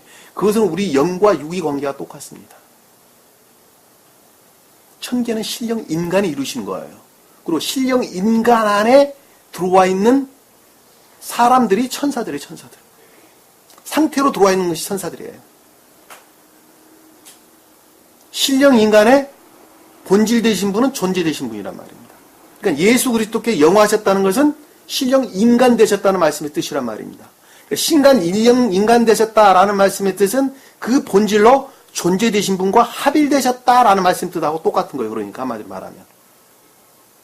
이해가 되시죠? 그 신령 인간으로부터 발출되어 나오는 진리로부터 그 진리로부터 교회를 이룬 자가 여기서 표준적인 뜻으로 야곱이 뜻하는 자연적인 사람을 가리킨단 말입니다. 무슨 말씀 이해가 되시죠? 그러니까 이 땅에 있는 사람들은 반드시 신령 인간으로 말미암는 진리로만부터 구원을 받을 수가 있는 거예요. 어디를 통해서 옵니까? 그것은 천계를 거쳐서 오는 거예요. 천계를 거쳐서 오는 거예요. 천계를 거쳐서 오는 거예요. 신령 인간 되신 분이 천적인 천계를, 천적인 천계에서 영적인 천계를, 영적인 천계에서 자연적인 천계를 통해서 이 땅 가운데 진리들이 내려온단 말입니다. 거쳐서 오는 거예요. 간접적 임류 그런 것입니다. 그래서 어디 안에 임류되는 거예요? 기억주의 지식 안에 들어오는 거예요. 기억주의 지식. 어디에 일치한? 감관에 일치한 기억주의 지식 안에 들어오는 겁니다. 근데 감관으로부터 합리적 이성으로부터 무엇에 대해서 그려보기 시작하는 거예요? 현계에 대해서. 현계에 대해서 그려보기 시작하는 것입니다.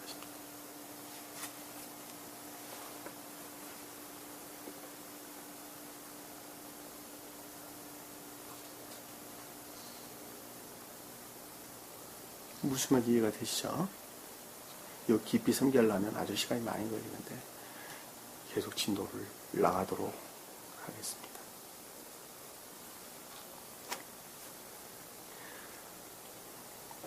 준 땅을 내게 주며 내 뒤에 올 내 씨에게 그 땅을 주리라. 내 뒤에 온다라는 말씀의 뜻은 진리 안에 있는 자들을 가리키는 말씀의 뜻이죠. 진리를 믿는 믿음 가운데 있는 자들에게, 또는 믿음에 속한 진리 가운데 있는 자들에게 계속적으로 그것들은 차지하게 될 것이다. 차지하게 될 것이다. 그러니까 믿음에 속한 진리 안에 있는 자들로부터 그것을 차지하게 된다는 것입니다. 진리 안에 있는 자들. 여기서 내 뒤에 온다라는 말씀 뜻이, 뒤라는 단어가 선하는 진리 안에 머물러 있는 자들. 진리. 그러니까 믿음에 속한 진리 안에 있는 자들. 씨라는 것은 죄라. 믿음 뜻한, 믿음에 속한 진리를 가리킵니다. 진리를 믿는 믿음을 가리킵니다. 그러니까 진리를 믿는 믿음 안에 있는 자들이 어떻게 한다고요? 그 땅을 궁극적으로 차지한다는 것입니다. 야곱이 그랬죠. 제일 처음에 진리를 믿는 믿음 가운데 있었죠. 야곱이 그 상태로부터 지금 이스라엘이라고 하는 영적인 거룩한 상태까지 이르게 된 것입니다. 자, 13절 보니까 하나님께서 그와 말씀하시던 그곳에서, 자, 하나님께서 그와 말씀하시던 그곳이라는 것은 진리의 통치 다스림으로부터, 이 말씀하신다는 것은 지각하는 것을 가리키는 것이 아니라 아마란 단어를 쓰지를 않았어요. 다바란 단어, 원어를 보면 다바르, 인도, 정돈, 안내, 통치, 뭐 이런 단어, 통치하다, 정돈하다, 안내하다, 이런 단어입니다. 그러니까 앞에 하나님이라고 하는 진리들로부터 다스림, 통치로부터, 인도로부터, 그곳에 마콤, 자, 그와 같은 상태에서 그를 떠나 올라가시더라. 하나님이 떠나 올라갔다는 것이 아니라 위로 제고되어졌다. 떠나 올라갔다는 것은 알, 높음, 위에, 이런 뜻이에요. 떠나라는 단어가 집어넣으니까 분리된 것이 이해되는, 떠나라는 단어 빼야 돼, 사실은. 그러니까, 원어를 보면. 예? 그를 올라가시더라. 그러니까, 진리로부터 그 상태로부터 들어 올려졌다는 것입니다. 보다 더 내적으로 제고되어졌다. 제고되었다. 무엇으로부터? 진리의 통치, 다스림으로부터. 영적인 교회를 이루었는데, 그 영적인 교회로부터 보다 더 내적으로 어떻게 됐다고요? 제고되어졌다. 보다 더 순수한 상태로 진행이 됐다는 것입니다. 이해가 되시죠? 무슨 말씀인지? 야곱이 자기와 말씀하신 그곳에, 야곱이 하나님께서 자기와 말씀하시던 그곳에 한 기도, 하나님께서라는 단어 빼세요. 넣어도 상관없습니다. 근데 빼세요. 하나님께서 자기와 말씀하시던, 야곱이 자기와 말씀하시던 이라는 말씀의 뜻이 그 다스림 통치로부터 주님으로 말미암는 들어올리진 그곳에 기둥, 한 기둥을 세웠다. 라는 것은 거룩한 경계를 이뤘다는 것이죠. 기둥은 다 경계를 뜻한다 그랬어요. 거룩한 상태, 여기서는 지금. 그러니까 거룩한 경계를 이뤘다는 거예요. 거룩한. 돌기둥을 세우고 라고 하는 건 거룩한, 구별된, 경계된 상태에 이르렀다는 것입니다.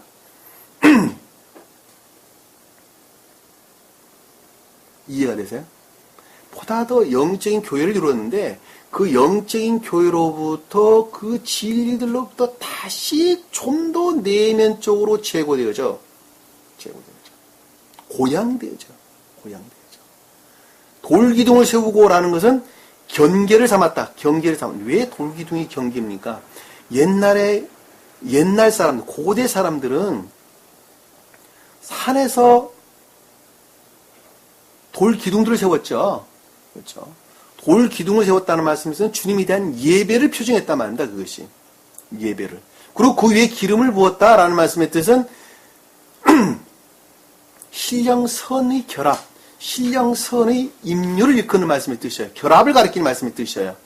왜 돌 기둥은 진리를 뜻하고 그 위에 기름을 붓은 것은 선을 뜻하기 때문입니다. 그리고 그것을 기둥을 세웠다는 것은 경계를 삼았다는 말씀의 뜻입니다. 아닌 것과 긴 것과 영적인 것과 영적인 것 아닌 것, 그 이하의 것들, 보다 낮은 것들과의 경계를 삼았다라는 말씀의 뜻이 이 기둥을 세웠다라는 말씀의 뜻이란 말이에요. 야곱이 돌기둥 한두 번 세웠어요? 아주 많이 세웠죠. 제일 처음부터 세웠잖아요. 제일 처음부터. 그것도 주님께서 속한 것과 아닌 것을 경계를 삼았는 거죠. 지금 여기서도 보다 내적으로 고양되어져서 그 이하의 것들과 경계를 삼은 것입니다. 그들은 숲속에다가 이 돌기둥들을 세우고 그랬단 말입니다. 근데 그 기둥 세우는 것이 무엇인가 하는 것을 다 잊어버렸다니까요. 그 거룩한 상태가 무엇인가 하는 것을 다 잊어버렸어요. 그리고 그 대신 돌기둥을 섬기는 우상숭배적인 것으로 바뀌게 되는 것입니다. 그랬죠. 그러니까 주님께서는 그거 세우지 마라. 다 부숴버려라. 주상, 목상 다 때려 부쉈죠. 그래서 히스기야도 그런 말 하잖아요. 히스기야도. 이스라엘 백성들이 우상을 섬기는 주상과 목상들을 다 부쉈더라. 왜냐하면 그 본질이 무엇인가 하는 것을 다 잊어버린 것으로부터 우상숭배적인 것으로 바뀌었단 말입니다. 바뀌었던 거예요. 지금 교회의 모습이 그렇죠. 지금 교회의 모습이 그렇습니다. 교회가 뭔가 하는 것을 알지 못하는 것으로부터 우상숭배적인 것으로 완전히 바뀌었단 말입니다. 그들은 그래서 하나님을 믿는 자들이 아니다. 내가 그러는 거예요. 누구를 믿냐? 바알신을 믿는다니까. 하나님으로 일컫는 바알신을 믿는 거예요. 바알신.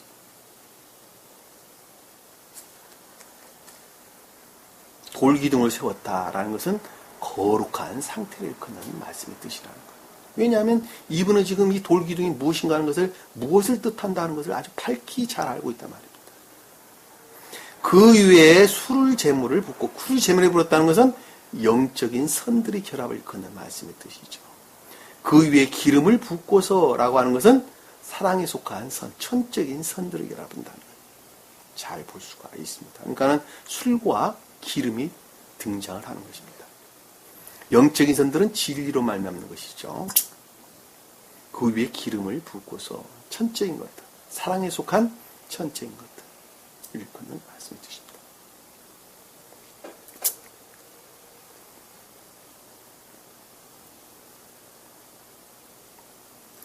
야곱이 하나님께 자기와 말씀하신 그곳의 이름을 베델이라고 불렀더라.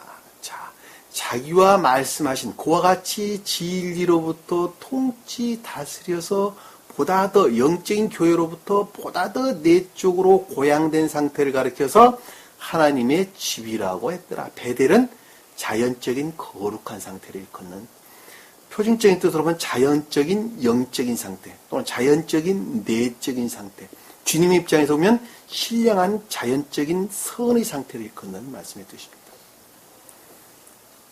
주님의 입장에서 보면 신령한 자연적인 선의 상태로, 왜? 마리아로부터 물려받았던 인간 고유 속성에 속한 것들이 완전히 소멸된, 완전히 제거된 신령한 자연적인 선의 상태를 이룬 것을 일컫는 말씀의 뜻이란 말입니다. 그것이 가장 깊은 뜻이에요. 그러나 표준적인 뜻으로 보면 자연적인 영적인 상태, 자연적인 내적인 상태 또는 영적인 내적인 상태를 일컫는 말씀의 뜻이라는 것을 잘 볼 수가 있어요. 왜냐하면 왜 자연적이란 말이 들어갑니까? 자연적인 사람 안에서 이루어진 내적인 영적인 것들을 일컫는 말씀의 뜻이기 때문입니다. 무슨 말 이해가 되시죠? 그들이 보다 더 진전을 하게 되면 어떻게 돼요? 영적인 천적인 것들을 이루게 되는데, 그것이 아래에 지금 보면 베냐민이 등장하는 과정을 우리에게 설명해 주는 것입니다. 이해가 되시죠? 계속 보도록 합시다. 베델이라고 불렀더라. 자, 영적인 거룩한 상태를 일컫는 말씀의 뜻이라는 것. 곧 하나님의 집을 가리키는. 자, 16절에 보니까 그들이 베델에서 이동하여, 자, 영적인 거룩한 상태로부터 보다 더 내쪽으로 어떻게 됐다고요? 제고되어져. 자, 이 말을 여러분들이 좀 이해를 하려면 이해가 가도록 좀 더 설명을 해야 될 것입니다. 자, 천계는 천적인 나라, 영적인 나라, 자연적인 나라가 있다 그랬죠. 그렇죠. 새 왕국으로 됐다. 자, 천적인 사람들은 사랑에 속한 선 안에 있다. 제가 태국교회에 속한 사람들이 다 천적인 사람들이었다. 이렇게 이야기했습니다. 자, 영적인 사람들은 지금 야곱이 뜻하는 진리로부터 주님 나라를 이룬 영적인 거룩한 상태를 이룬 자들이 누구예요? 영적인 나라를 이룬, 영적인 교회를, 영적인 왕국을 이룬 자들이죠. 자연적인 나라에 속한 자들은 말씀의 자연적인 가르침의 일치에 의해서, 자연적 진리의 가르침의 일치에 의해서 교회를 이룬 자들을 일컫는 말씀, 자연적인 순수한 선 안에 있는 자를 일컫는 말씀을 주신다. 자연적인 진리로. 그들은 말씀의 문자적인 뜻에 일치한다는 것을 잘 볼 수가 있어요. 그런데 자연적인 내면적인 사람들은 자연적인 교회 안에 말씀의 문자적인 뜻에 일치한 자연적인 교회에 속한 사람이 자연적인 내면적인 것들, 자연적인 말씀의 문자적인 뜻 안에 담겨져 있는 내면적인 진리에 대한 애정 가운데 있는 자가 누구라 그랬어요?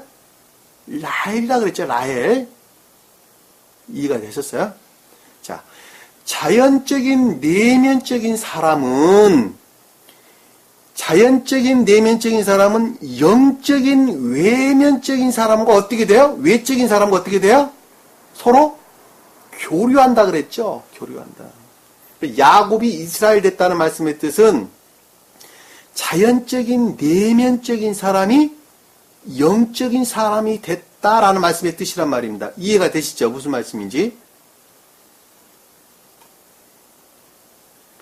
그런데 영적인 내면적인 사람은 천적인 외적인 사람과 어떻게 돼요? 서로 교류해야 안 해요. 서로 교류하겠죠. 왜냐하면 자연적인 내면적인 사람이 영적인 외적인 사람과 서로 교류하듯이 영적인 내면적인 사람은 또한 천적인 외적인 사람과 교류한단 말입니다. 천적인 외적인 사람을 가리켜서 상호적 사랑 가운데 있다. 상호적 성 가운데 있다 그러는 것입니다. 그리고 영적인 내적인 사람을 가리켜서 내면적인 사람을 가리켜서 또는 내적인 사람, 내면적이다, 내적이다 라는 말씀이 뜻을 많이 등장을 하게 되는데 내면적이다라는 것은 징검다리 역할을 하는 것을 일컫는 말씀이 뜻이에요. 내적인 것들을 드러내기 위한 징검다리 역할을 하는 것을 내면적인 것, 중간적인 거 한마디로 말하면. 그리고 그러니까 영적인 내면적인 사람이 내적인 것들을 드러내게 되는데 그것을 가리켜서 인애의 선이다 하는 것입니다. 그러니까 인애의 선과 상호적 사랑에 속한 선은 서로가 교류한다는 거예요. 성질한 측면에서 서로 교류할 수 있다는 거예요. 이 세상 가운데 살 때도 똑같아요. 자연적인 사람은 자연적인 사람들과 놀고 영적인 사람들은 영적인 사람들과 논다니까요. 천적인 사람들은 없어요. 그런데 자연적인 내적인 사람들과 영적인 외적인 사람은 서로 교류할 수가 있어요, 없어요? 서로 교류할 수가 있다니까. 왜? 서로 말이 통한다니까요. 근데 서로 교류할 수 있는 거예요. 지금 여기 본문에서는 야곱이 베델로부터 어떻게 됐다고요? 이동하였다라는 말씀을 뽑아냈다. 그러니까 베델이라고 하는 영적인 내적인 상태, 영적인 내면적인 상태로부터 어떻게 됐다고요? 보다 더 내쪽으로 제고됐다는 말씀의 뜻이잖아요. 어디에 가깝도록? 천적인 내적인, 천적인 외적인 것들에 가깝도록 어떻게 됐다고요? 보다 더 진전되어졌다라는 말씀의 뜻이잖아요. 그 말 이해가 되세요? 스베덴부리 사도는 그것을 뭐라고 그랬느냐? 천적인 영적인 것들이다 이렇게 이야기했다니까. 천적인 영적이란 말이 그 뜻이에요. 그럼 영적인 천적인 것들은 무엇입니까? 영적인 내적인 것들을 일컫는단 말이에요. 무엇과 서로 교류하는 천적인 영적인 것들과 서로 교류하는 영적인 천적인 것들은 서로 같은 거야. 한마디로 말하면 상태란 측면에서 보면. 그러니까 주님이라는 입장에서 보면은 천적인 영적인 것들을 가리킨 상태에 이르는 것을 일컫는 말씀의 뜻이지만 사람 입장에서 보면 표준적인 뜻으로 사람 입장에서 보면 영적인 천적인 상태를 일컫는다는 것을 잘 볼 수 있단 말이에요. 여기서 뽑아냈다는 말이 이동하였다라는 말씀이 그 뜻이에요. 그러니까 그 질서를 모르면 이 말씀을 이해할 수가 없단 말입니다. 자연적인 사람이 무엇이고 영적인 사람이 무엇인지를 모르는데 이 말씀을 어떻게 이해할 수가 있겠어요? 하물며 교회가 무엇인지도 모르는데 어떻게 이해할 수가 있겠습니까? 이 말씀을. 완전히 소기의 경리끼지. 그런 사람들에게 백날 이야기해봐야 무슨 말씀을 알아듣겠어요. 제가 방금 설명드렸던 그 질서 여러분들 잊어버리지 마세요. 성경에 수도 없이 등장해요. 그 말로부터 이해할 수 있는 말들이. 성막에 관한 것도 똑같아요. 성막에 관한 것도. 지성소, 성소, 가운데 있는 휘장, 그것이 중간에 상호적 사랑에 속한 것들을 일컫는 말입니다. 천적이고 영적인 것들. 영적이고 천적인 것들을 있고 휘장이 뜻하는 단어예요. 자연적인 것들과 뜰과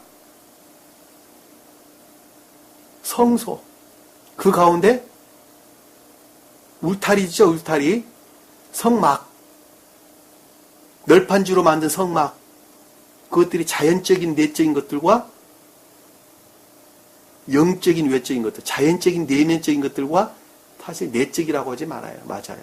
영적인 외적인 것들과 서로 교류하는 천계를 일컫는다 말입니다. 그 천계가 있다니까요, 실제로. 그냥 글자 있는 것이 아니라 실제 그러는 거예요. 천계는 분리될 수가 없이 하나로 똘똘 결합되어 있다니까요. 마치 씨가 있고 과육이 있고 껍질이 있는 거하고 똑같아요. 그것도 수도 없는 상태에 의해서 하나로 결합되어 있단 말입니다. 여러분들 먹어보세요, 한번. 과일 한번 먹어보세요. 수박 먹어보세요, 수박. 아닌 것일수록 달죠. 바깥쪽으로 나올수록 덜 달지요. 껍질은 딱딱해서 못 먹겠죠. 똑같단 말입니다. 여러분들 이해를 돕기 위해서 제가 말씀을 드렸습니다. 길을 가다가 베델에서 이동하자 그 상태로부터 영적인 내적인 상태, 영적인 내적 제고된 상태로부터 다시 들어올려져서 제고되어져서 에브라세에 이르기까지 조금 못 미쳤죠. 에브라세에 이르는 길에 조금 못 미쳤다라는 말씀의 뜻은 에브라시라고 하는 영적인 천적인 상태까지 이르지 아직 못했다는 것입니다. 무슨 말씀 이해가 되세요? 주님의 입장에서 보면 천적인 영적인 상태, 자연적인 것들의 측면에서 천적인 영적인 상태까지 아직 이르지 못하였다. 에브라시는 단어가 그 단어예요. 미치지 못하여서. 자, 여기서 조금 못 미쳤다라는 말, 조금이라는 단어가 카브라, 길, 척도 오랫동안 이런 단어인데 그자가 그것이고 풍부하다, 증가하다, 축적되다 이런 단어로부터 유래된 단어예요. 그러니까 선이라는 측면에서 축적되어지고 증가되어지는 상태를 일컫는다는 것을 잘 알 수 있어요. 이 못 미쳤다라는 말씀의 뜻은 반복하여 다시 이런 뜻입니다. 오늘 보면. 그러니까 축적되고 성경에서 길이란 단어는 다 선에 대한 설명이라고 그랬죠. 제가 넓이는 진리에 대한 설명, 길이는 선에 대한 설명이라고 제가 아주 여러 번 설명드렸습니다. 이 단어가 길이, 척도 이런 단어예요. 이런 단어. 그러니까 선이라는 측면에서 풍부해진 계속적인 상태를 가리킨다는 것을 잘 볼 수가 있어요. 어디까지 이르는 에브랏 근처까지 이르는 에브랏에 이르기까지라는 조금 못 미쳐서 하니까 아직 그 상태에 이르지 못했다는 것이죠. 라헬이 산고로 진통하는데 산고가 심하더라. 라헬이 산고로 진통했다라는 말씀했던 라헬은 뭐라 그랬어요? 내면적 진리에 대한 애정을 가리켜서 라헬이라 그랬죠. 그랬죠? 그랬어, 안 그랬어요? 자, 내면적 진리에 대한 애정으로부터 비롯되어진 극도의 뭐예요? 새로운 것들을 낳기 위한 극도의 시험. 새로운 것들을 낳는 데는 반드시 시험이라는 과정이 뒤따라온다니까요. 그러니까 베델이라는 상태로부터 에브라시라고 하는 영적인 천적인 상태에 이르기까지에 도달하기 위한 극도의 시험을 가리킨다는 것을 잘 볼 수 있단 말입니다. 왜 시험을 겪게 되죠? 인간 고유 속성에 속한 것들이 계속적으로 괴롭히니까. 마음 깊은 곳에서 괴롭힌다니까요. 보다 더 순수한 상태로 진전되는 거예요. 한마디로 말하면. 이 시험을 통해서. 그러니까 시험에 동참하지 않는 자는 결코 주님 나라를 이룰 수가 없어요. 내면적 진리로부터 비롯된 그것들을 토대로 해가지고 그것들을 태도로 해서 에브라 상태에 이를 수 있는 그 어떤 생명에 속한 것들을 낳기 위한 극도의 시험을 지금 에브라시 산고를 겪고 있다. 그 뜻이란 말입니다. 산파가 그녀에게 말하기를, 자, 산파는 뭐 하는 사람이에요? 아기를 받는 사람이죠. 아기를 낳는데 도와주는 사람이죠. 그럼 뭘까? 영적인 것들의 수종도는 자연적인 것들이라는 것을 쉽게 이해해 볼 수 있어요. 왜? 자연적인 것들은 영적인 것들을 낳는, 돕는 역할을 하기 때문에 그렇단 말입니다. 자연적인 것들이 돕지 아니하면 낳을 수 있어요, 없으세요? 절대로 없죠. 이 자연적인 것들은 감관적인 것들에 일치한단 말입니다. 이 감관적인 것들이 토대가 되지 않냐고서는 절대로 영적인 것들을 이룰 수가 없어요. 제가 서두에 설명드렸어요. 여기서 지금 산파는 뭐 하는 사람이에요? 라헬이 영적이고 천적인 것들을 드러내기 위해서 밑에 수정도는 자연적인 것들이란 말이에요. 자연적인 것들.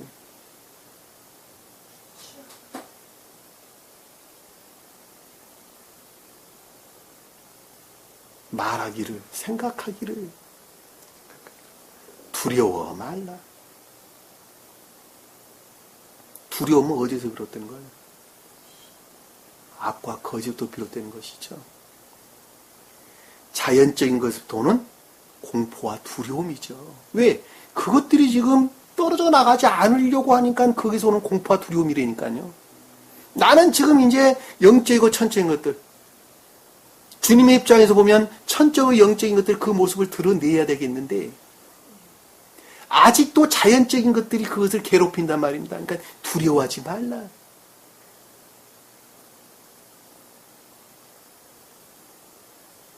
그것들 혹시 영적이고 천적인 것들을 드러내지 못하면 어떨까 하는 그런 두려움이죠. 왜?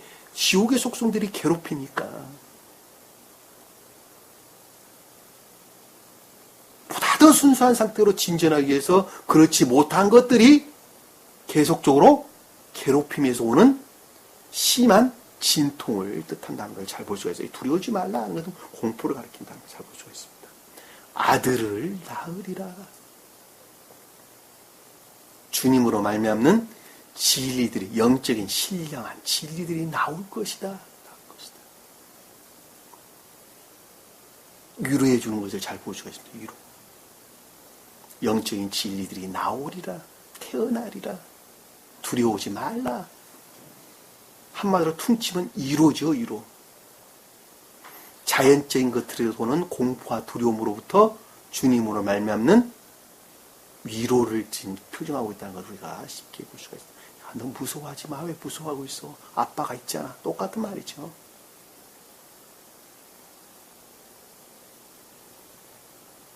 아리라 하더라.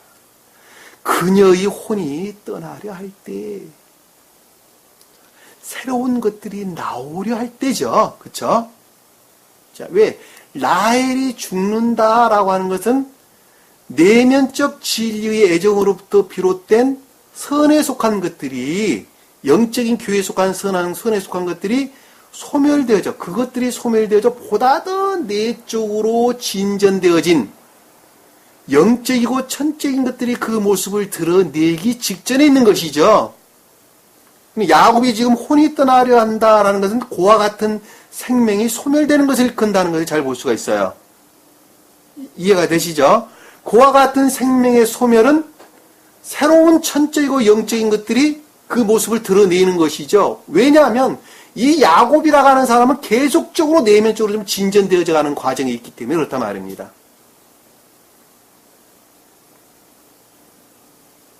근데 가로 열고 그가 죽었습니다. 그 말 무슨 말 이해가 되시죠? 그 이름을 베논이라고 불렀더라. 누가? 라헬이. 그와 같은 상태를 가리켜서 고통의 진리라고 불렀더라. 슬픔의 진리라고 불렀더라. 극도의 시험으로부터 얻어진 천계에 관한 것이라는 것이죠. 이 베논이 벤논이 아벤. 베논이란 말이 벤아벤이란 단어. 벤아벤. 벤이라는 것은 성경에서 아들을 뜻하죠. 어디에서나 다 아들을 가리킵니다. 아벤이란 단어는 뭐예요? 헐떡거리다. 공허함, 헛된, 슬픔, 역경, 파탄 이런 단어입니다. 아벤이라는 단어가. 슬픔의 아들, 헛된 것의 아들 이런 뜻입니다. 무엇으로부터 시험을 당했었어요? 헛된 것으로부터, 헛된 것으로부터, 허망한 것으로부터, 허망한 것으로부터 시험을 당하는 것이죠. 왜냐하면 지내놓고 보면 아무런 가치 없는 것으로부터 시험을 당한 거예요, 사실은. 왜? 그동안에 자기는 그것을 생명으로 여겼되니까 베논이가 그런다는 슬픔의 진리, 고통의 진리였더라. 그랬더니 그 아비가 뭐라 그랬어요? 그 아비가 그를 베냐민이라 부르더라. 베냐민이라는 단어는, 베는 뭐예요? 진리, 베논이 할 때 벤과 같다는 다 진리, 아들. 얌이라는 단어는 능력, 오른쪽으로 돌다. 오른손잡이가 되다. 선에 속한 진리의 능력 가운데 있었다라는 말씀이죠. 선에 속한 진리. 단어를 풀면 그 단어예요. 오른손잡이가 되었더라. 그래서 사람 오른손잡이가 돼야 되다. 오른손잡이는, 오른손은 주님으로 말미암는 능력 가운데 있는 자가 다 오른쪽에 있습니다. 그리고 이 세상에 있는 건 모든 것 다 오른쪽으로 감기면 잠기는 것입니다. 오른쪽으로, 시계도 오른쪽으로 돌죠? 다 오른쪽으로 돌아야 돼요.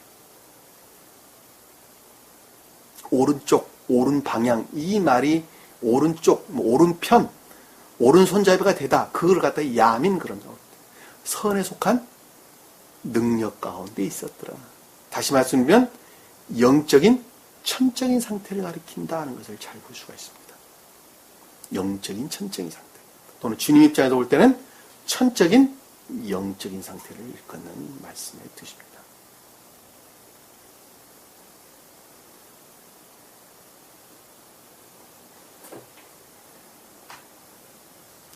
자, 19절에 보니까 라헬이 죽으니 라는 것은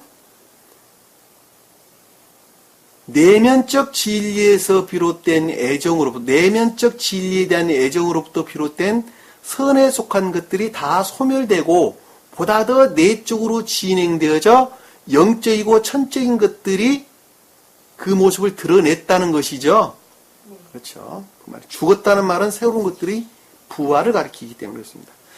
에브랏길의 장사였다라는 말씀의 뜻은 에브랏으로부터 계속적인 상태로부터, 에브랏이란 상태로부터 계속적인 상태로부터, 이 길이란 단어는 데레크, 여행, 진리들이 계속적인 것을 뜻하는 것입니다.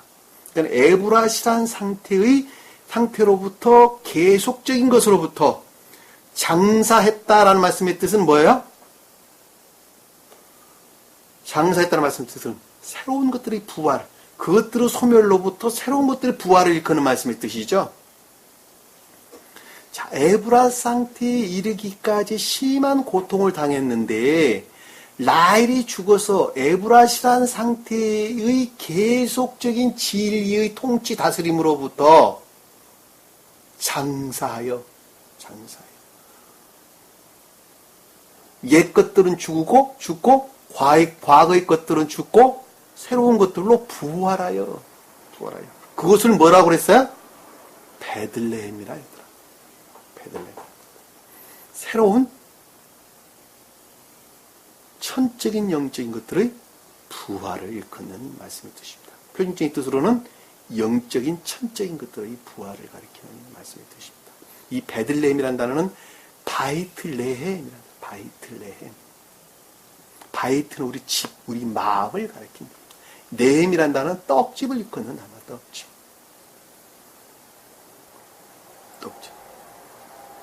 우리 마음이 주님의 떡집 됐다는 거예요. 사랑으로 충만한 상태. 영적이고 천적인 사랑으로 충만한 상태를 가리켜서 베들레헴 그럽니다. 주님께서는 복음서에 베들레헴에서 낳게 되시는데 그 말씀이 무슨 뜻이요? 천적인 사람으로, 영적인 천적인 사람으로 이 땅 가운데 오셨다라는 말씀의 뜻이란 말입니다. 근데 베들레헴이라는 단어가 두 단어로 구분되어져 나옵니다. 하나는 베들레헴 할 때 하나는 네헴이 떡집인데 반대의 뜻으로 먼지의 땅이라는 단어로도 해석돼서 나옵니다.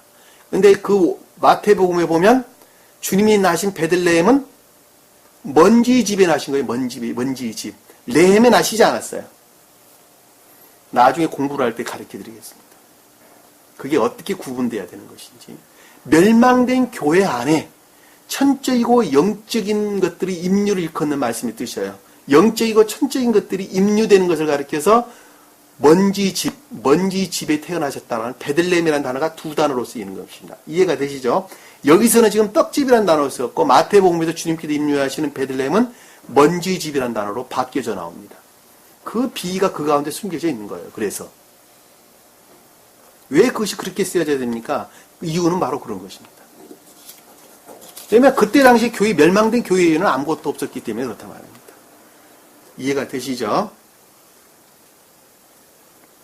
이르는 길에 장사했으며 야곱이 그녀의 무덤에 한 기둥을 세웠으니 자 그와 같은 천적이고 영적인 상태의 거룩한 경계를 삼았다는 것이죠.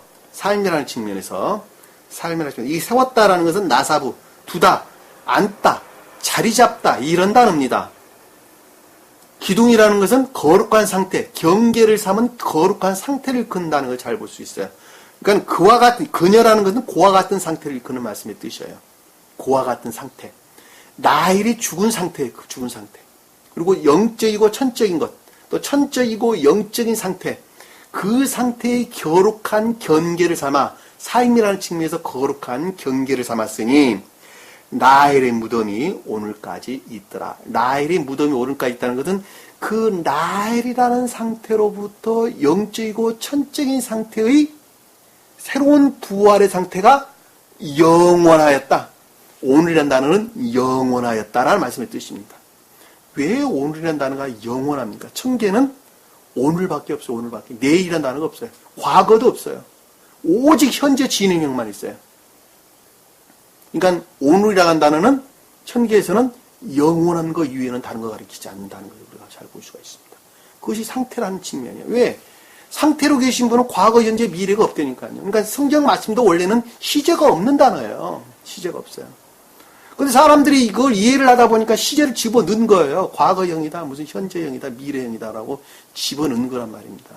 왜? 감관에 일치해서 가리켜야만 하기 때문에 그 시제가 들어가도록 주님께서는 허용을 하신 거예요. 사실은.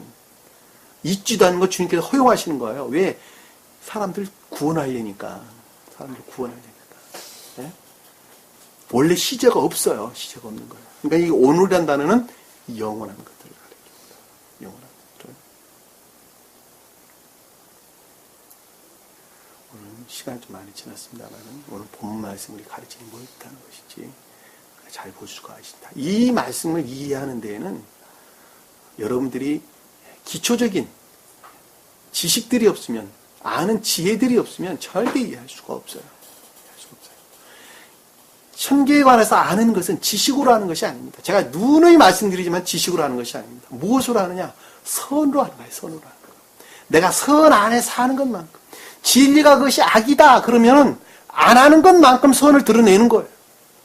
그 선으로부터 진리를 보는 거예요. 얼마만큼 내가 선 안에, 보다 더 순수한 선 안에 나가는 것에 비례해서 진리들이 뭐라는 것을 지각하고 깨닫고 이해하는 것입니다. 그것을 가리켜서 총명 그러는 것입니다. 그런데 대부분의 사람들은 그러하지를 않아요. 어떻게 하려고 그러느냐? 애워버리려고 그래요. 애워버리려고 그래요. 지식으로 그냥 담아버리려고 그래요. 지식으로. 한 가지를 가리키면 그 가운데 수도 없는 것들이 그 가운데서 파생돼서 나와 깨닫고 이해할 텐데 애워버리는 사람은 그거 이유는 알 수가 없어요. 그 자가 어떻게 성경을 이해할 수 있단 말입니까?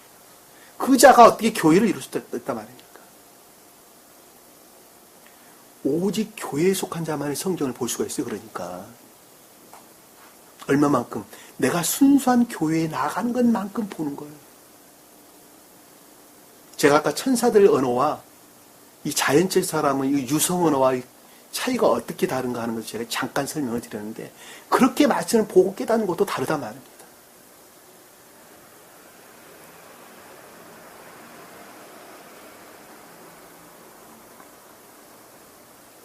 왜 주님께서는 저에게 이런 일을 시키셨을까? 저는 생각해 봤어요. 내 성질이 그런 부분이 있어요. 아닌 것은 끊는 성질이 있습니다. 많은 생각을 합니다. 그러나 이것은 아니다 그러면 반드시 끊습니다. 저는. 힘들고 어렵지만 끊어냅니다. 그런 의지가 내게 있어요. 진리가 그것은 아니다. 그러면은 끊어내려고 노력을 합니다. 그리고 때가 되면 끊습니다. 그 결단이 없으면 성경 말씀 볼 수 없어요. 주님은 그거 제 보시는 거예요. 그걸 절.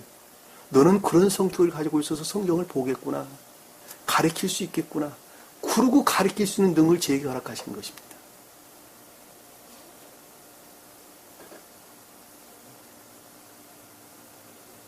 자연적인 삶이라는 측면에서도 마찬가지예요. 주신 말씀 마음속에 깊이 각인하시고 여러분들의 현 주소가 지금 어디에 있는가? 자기 자신을 돌아보세요. 자기 자신. 오늘 주신 말씀 마음속에 깊이 각인하시고 한 주간 더 승리하는 저와 여러분 되기를 간절히 축원합니다. 자, 기도합니다. 사랑의 주님, 오늘도 주님께서 저에게 귀한 말씀 주신 것 감사드립니다. 생각 속에 담지 않아도 도와주시고 오늘 주신 말씀 마음속에 깊이 각인케 하사 오늘보다 조금 더 나아질 수 있는 내일을 이루어 나갈 수 있도록 주님께서 함께해 주옵소서. 남은 시간도 주께서 함께할 수 있사오며 예수님 이름으로 기도드립니다. 아멘. 주기도문합니다. 하늘에 계신 우리 아버지 이름을 거룩히 여김을 받으시오며 나라의 마음이시며 뜻이 하늘에 주는 것 같이 땅에서도 이루어지리라. 오늘날 우리에게 일용할 양식을 주옵시고 우리가 우리에게 죄진 자를 사해준 것 같이 우리 죄를 사하여 주옵시고 우리를 시험에 들게 하지 마옵시며 다만 악에서 구하옵소서. 나라와 권세와 영광이 아버지께 영원히 싸움나이다.